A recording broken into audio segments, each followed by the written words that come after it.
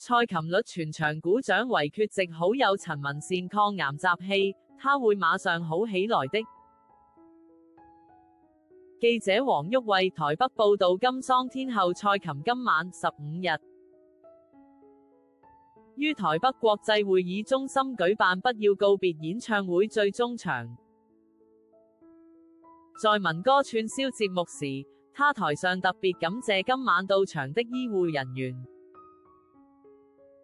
不忘率領全場為正在抗癌的好友陳文善鼓掌，堅定表示他會馬上好起來的。陳文善去年被診斷出黑色素癌4期，目前正在接受免疫治療法。他在感謝醫護人員時，談到好友陳文善面對病魔很堅強，很有生命力，他一定會戰勝病魔的。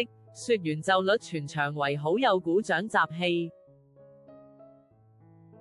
他點名感謝台下榮總院長、三軍總醫院院長到場聆聽，他們真的很辛苦，每天看的都是病人，誰能安慰他們？很榮幸能夠唱歌給他們聽，而後又語出驚人，談醫院文化不同。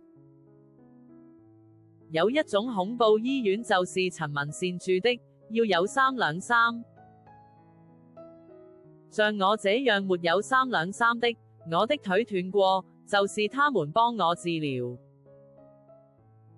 我才能站在這，為這些偉大的醫生喝彩。